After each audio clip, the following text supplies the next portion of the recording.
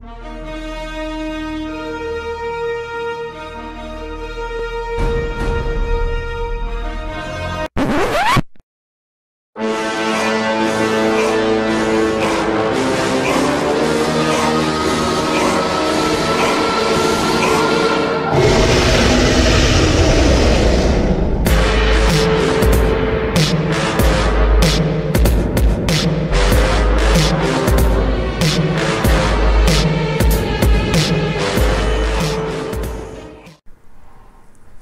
everybody and welcome to the Daytona International Speedway under the lights here at the fabulous Daytona International Speedway, and I am being joined up here in the commentator's booth by fellow Florida native, guy who's starting second in the number 2 Miller Lite Ford Fusion, that is Dylan Young. Dylan, thank you for being up here in the booth with me while having your clone race for you. Hey, it's not a problem. I mean, you know, when you have clones, it really comes into handy, so. Now let's hopefully my clone don't blow up like last time. Now, I remember that too. And Young blows up, damn it! Yeah, they're coming through turn 3, getting ready to get and Dylan Young blows up, motherfucker! Vintage. But we are here at Daytona underneath the lights here for quite an extraordinary super speedway racing. And this will be a very looking forward to a race where a lot of people who are struggling in the points are actually doing very well in qualifying. So that's another thing to keep an eye on too. Yes, that is very true. Actually, the bottom, I believe, if I'm correct, the bottom two, 41st and 42nd, are actually starting first and second. Anthony DiCaprio starting on the pole, and Dylan Young starting second. The irony is too real. We're going racing for 15 laps, but the start of this race has been pushed forward because of rain in the area. You know how Daytona works. Vintage Florida weather, that's best. So, without further ado, let's go trackside for the most famous words in motorsports. Drivers, start your engines!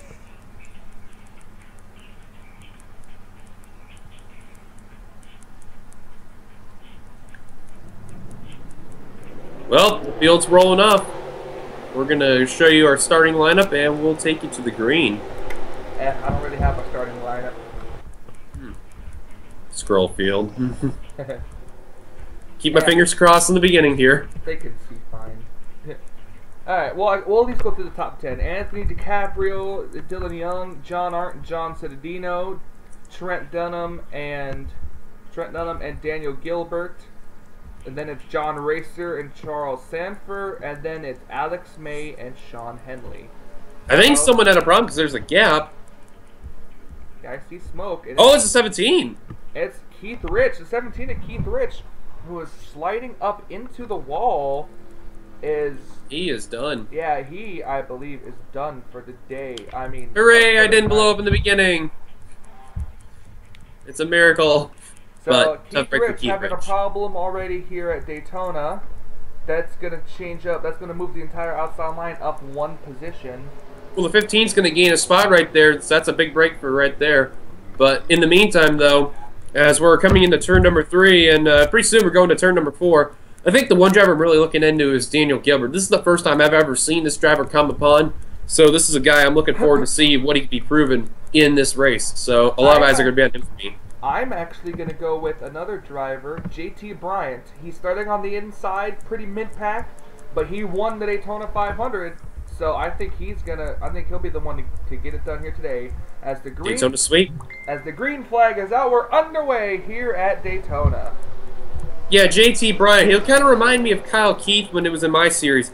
He pulled off a Daytona sweep last season, and if he could do it this season, that'd be incredible. There's not many people that can do that, as there's the 17 finally getting on the pit road where he's going to be out of the race.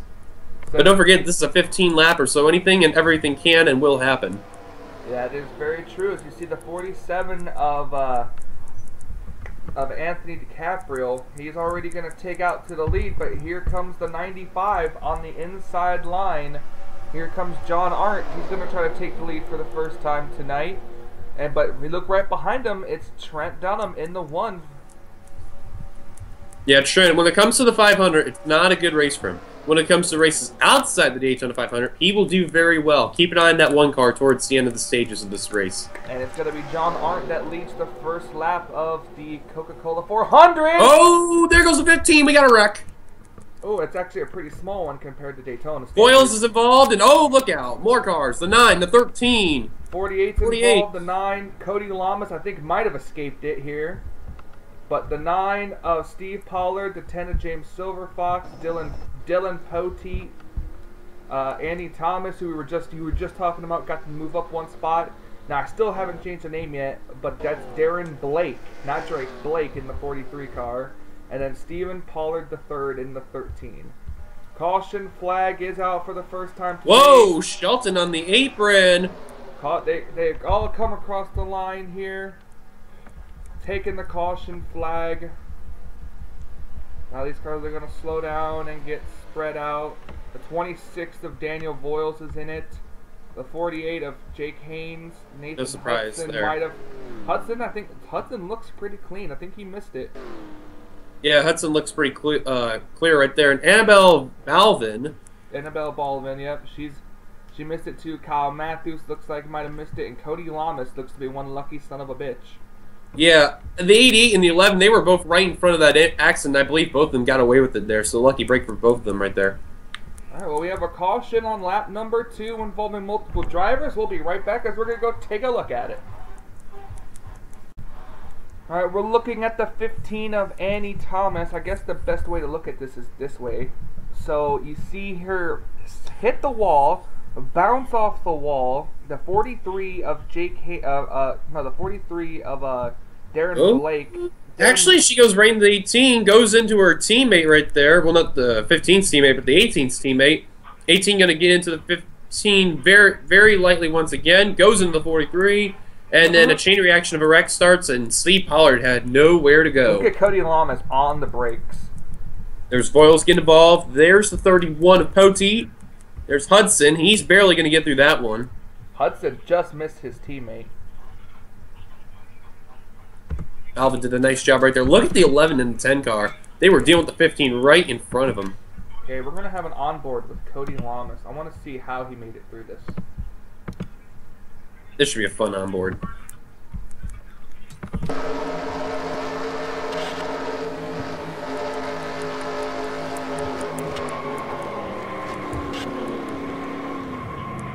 Oh my goodness! I don't know we how. got a little bit of it right there. That really isn't going to really hurt the 11 right there, but No, that's amazing right there. Holy cow. Right. Okay. I mean, there's good avoidances, and then there's like an avoidance like that. Let's see how Neil Baldwin's rear cam. Yeah, this will be an interesting rear shot right here.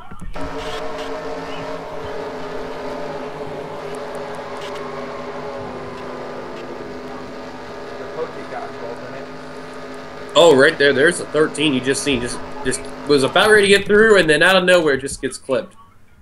I just want to show you one car real quickly who I think had a really interesting onboard there. Looking through the rear of the field, keep an eye on the 10 car. Watch the 10. He was also right behind where the 11 was. He had a really good view of James Silverfox. All right, here we go.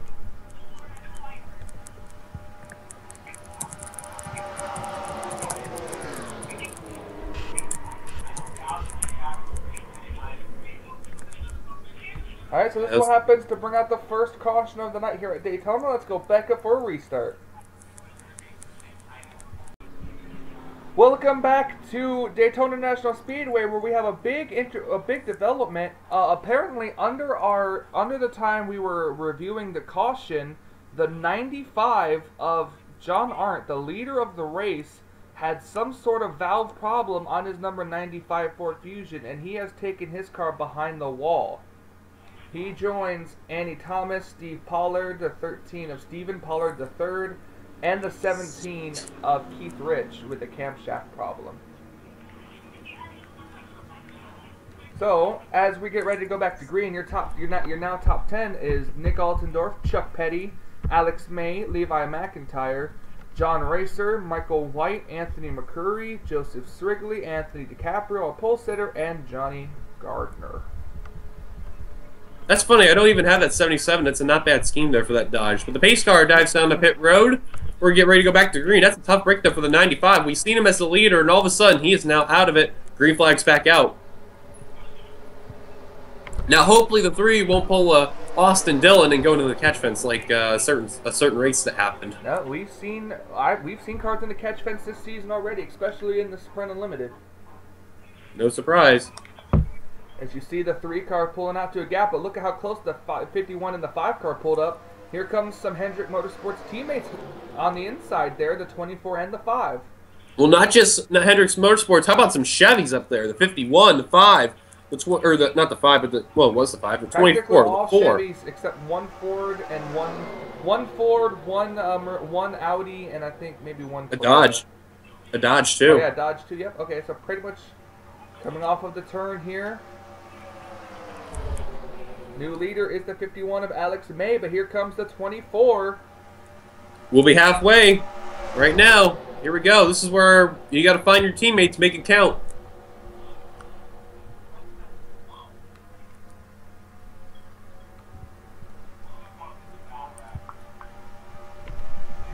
That 24 car off to a good advantage right there. But he's got to hold off the 4 and the 61. How interesting would it be to see the 24 car go to victory lane here today at Daytona? That'd be a really good thing right there. 3 wide right there. 51 stuck on the high line. Joseph Srigley. Oh, the 51 car a little bit into the wall. As things are kind of beginning to settle out here at Daytona. But Michael White is going to ride around. Oh, never mind. I thought he was going to ride around second, but the 4 car dove low with no help. No drafting help. The drafting help stayed to the outside with the 24 car, but they fell back side by side coming off of turn number 2. Now the 34 is going to catch up to the 4 car, and now we have a side-by-side battle. Do you think this is smart racing by these guys, just keeping it too wide like this? Beyond me about that. But you know what? These guys could really have an opportunity to try to go for a win. However, they're not afraid to try to, go double foul and try to entertain for the fans right there. Speaking of teammates, Retro Racing Enterprises, Charles Sanford and Jessica Shelton, nose to tail. 3 wide for the lead. Michael White leads the lap, but here comes Adrian White in the 34. Oh, and Charles Sanford's going to move the 34 out of line, and now here comes Retro Racing Enterprises. Try to get to the front of the field. Man, that 03 shoved the 34 out of the way. And now Sanford and Sheldon, they're working together there. Those are good friends right there. They'll work together very well as teammates. Now they're trying to get Retro Racing Enterprises 1-2 there. Yep, Sanford already has a win, but so he's currently in the chase. It's nothing's official. He's currently in the chase, but Shelton is not. Coming off of the turn, it's Retro Racing 1-2, and here comes the Daytona 500 winner, JT Bryant. Bryant's got to make sure he gets that lead and hope a caution comes out to where he can win the race there. That'd be his major advantage. But the main goal for him is to make sure that he doesn't get involved in an accident. He's going to get put up to the middle 3 wide. And the 03's loving his rearview mirror at this point because he knows he can block all lanes. Here comes Benjamin Miles in the 41 car in second, but here comes Seth Cole for third. Well, look at the pack that we got there. Last car that's there, I believe, is the 2 because the 20 is losing it. Yes, he is, and that you never know, that 20 car or that 2 car could be catching the lead. Here comes Levi McIntyre with the shove from the 78. Jessica Villanueva, remember, she won the Budweiser shootout, or excuse me, the Sprint Unlimited that took place at night. Here she is up here in the mix too, pushing Levi, trying to get the lead. Sanford whoa, 16 on the apron. That's going to screw a lot of cars up here if the 16 stays on the apron. It's going to cause a lot of them to slow down. 3 wide for the lead. I believe that messed up Alex May because there's a... there's a big gaggle of cars back there. And I think he had a brake check, that's why. But that brought the 2 and the 20 to that pack. Yeah, but now they're falling back. But what's the cost? Villanueva leading, but here comes the 27 of Andrew Rich. And right behind him is the 19 of Dougie Shears. I'm just going to say this honestly. Where did those 2 come from? Holy cow.